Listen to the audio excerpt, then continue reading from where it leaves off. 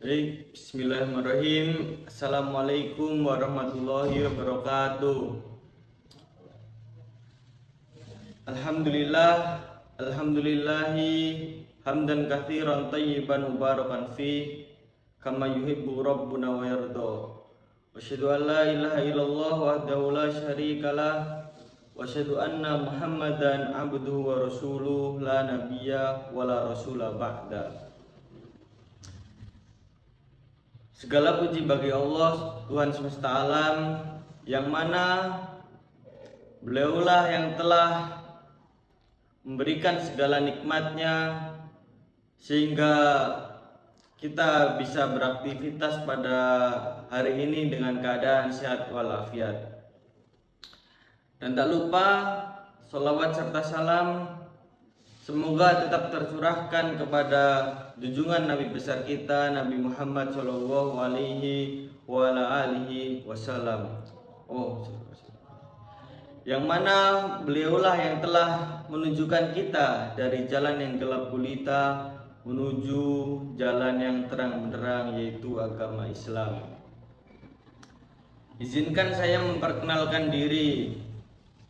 Itu saya Fuad Ali Aska dengan NIM G0002404163. Program studi Pendidikan Agama Islam, Fakultas Agama Islam. Yang saya hormati Bapak Maksum selaku dosen pengampu mata kuliah saya, yaitu Islam di Indonesia, dan teman-teman yang saya banggakan. Izinkan saya mempresentasikan hasil laporan saya, hasil penelitian saya selama 1 semester ini di mata kuliah Islam di Indonesia. Itu yang pertama di pendahuluan. Di era globalisasi seperti sekarang, perkembangan teknologi dan media sosial membuat informasi dari berbagai negara dapat diakses dengan sangat mudah melalui handphone salah satunya. Dan salah satu budaya yang berkembang sangat pesat adalah Korean Wave, yaitu penyebaran budaya Korea ke berbagai negara melalui musik K-pop, drama Korea, fashion, kosmetik, makanan, hingga gaya hidup. Dan di Indonesia, budaya K-pop sangat diminati terutama oleh kalangan para remaja atau Gen Z. Mereka tidak hanya menikmati musiknya, tetapi juga mengikuti gaya berpakaian, bahasa, bahkan gaya hidup para idol Korea. Kondisi ini melahirkan komunitas-komunitas penggemar atau fandom yang memiliki loyalitas sangat tinggi. Dan fenomena tersebut tentu memiliki dua sisi. Di satu sisi memberikan sisi yang positif, tetapi di sisi lain juga berlebihan, yaitu fanatisme yang berlebihan. Oleh karena itu, penelitian ini bertujuan untuk mengetahui bagaimana pandangan Muhammadiyah terhadap fenomena tersebut. Di sini tujuan penelitian saya, yaitu ada beberapa tujuan penelitian saya. Yang pertama, mengetahui bentuk fanatisme terhadap kebudayaan K-pop tersebut. Terus yang kedua, dampak positif dan negatif yang berasal dari budaya K-pop tersebut. Terus yang ketiga, menjelaskan pandangan Muhammadiyah terhadap fenomena tersebut. Dan yang terakhir, memberikan solusi agar remaja dapat menyikapi budaya asing secara bijaksana. Untuk metodenya, saya menggunakan metode kualitatif dengan pendekatan studi kepustakaan, yaitu data diperoleh melalui berbagai sumber seperti buku, jurnal ilmiah, artikel penelitian, serta referensi yang berkaitan dengan fanatisme, budaya populer, dan pandangan Muhammadiyah. Selain itu, saya juga melakukan observasi terhadap fenomena sosial dengan mewawancarai salah satu teman saya yang merupakan penggemar K-pop. Dari hasil wawancara tersebut, saya memperoleh informasi mengenai alasan mereka menyukai K-pop, aktivitas yang sering dilakukan sebagai penggemar, serta dampak yang mereka rasakan dalam kehidupan sehari-hari.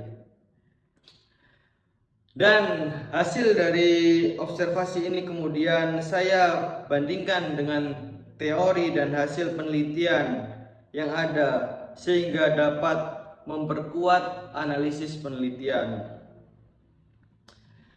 Analisis data dilakukan menggunakan model Miles dan Huberman, yaitu reduksi data, penyajian data, dan penarikan kesimpulan. Di sini hasil penelitiannya, yaitu yang pertama, fanatisme remaja terhadap K-pop. Hasil penelitian menunjukkan bahwa perkembangan media sosial membuat budaya Korea semakin mudah diterima oleh masyarakat Indonesia.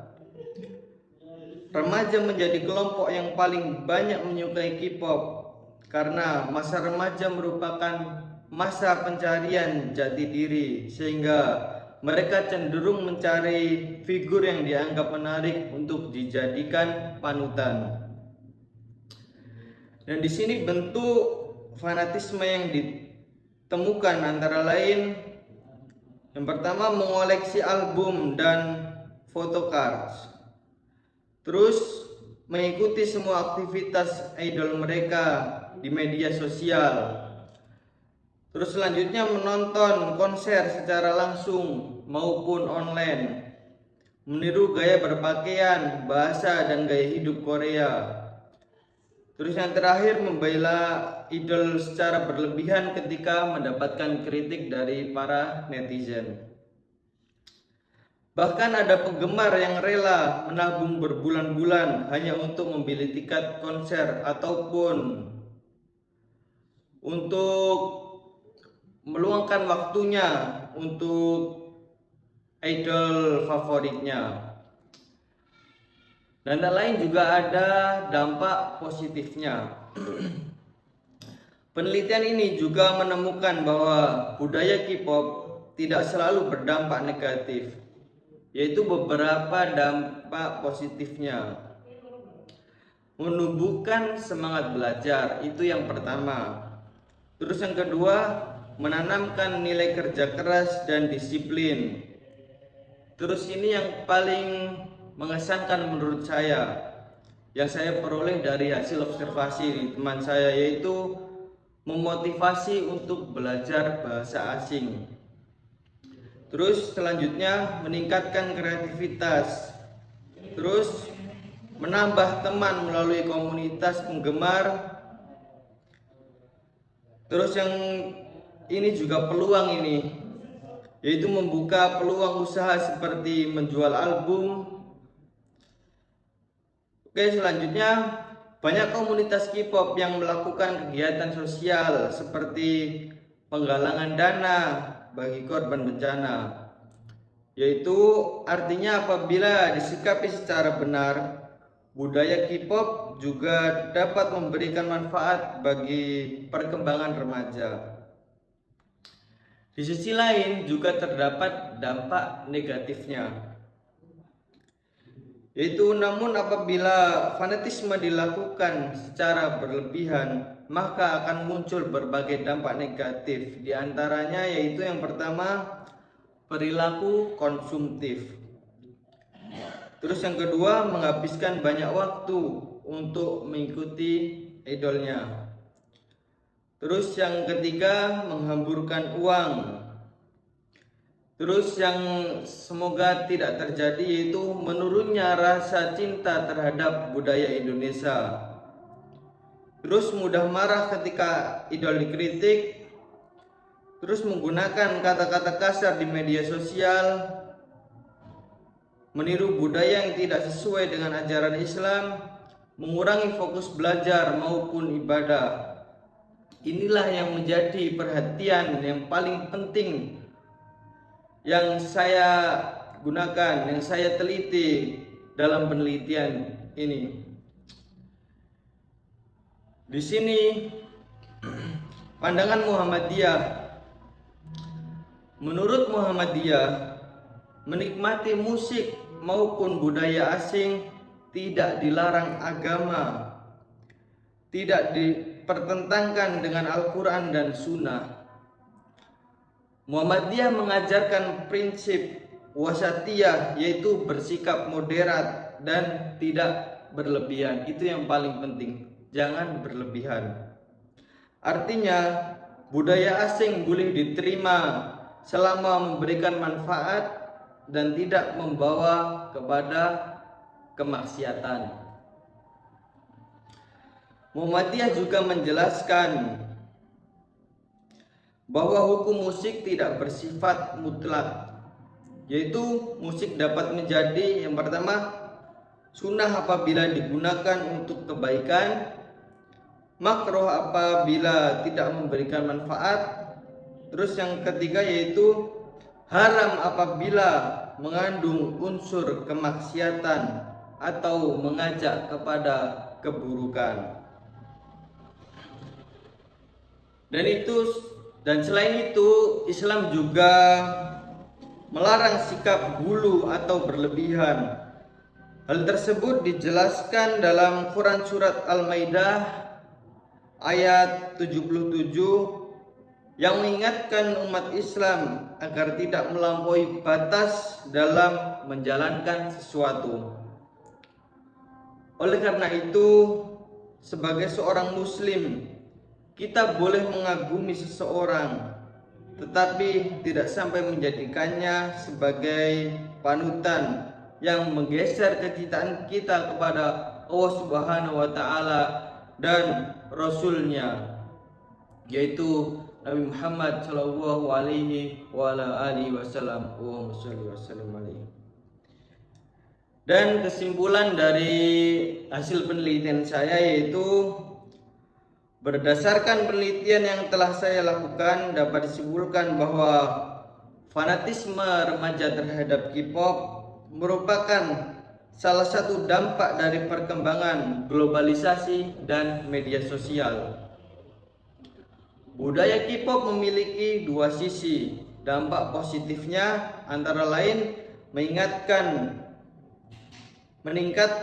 motivasi, kreativitas, disiplin, dan kepedulian sosial. Sedangkan dampak negatifnya adalah munculnya perilaku konsumtif, obsesi terhadap idol, serta menurunkannya kecintaan terhadap budaya sendiri apabila dilakukan secara berlebihan.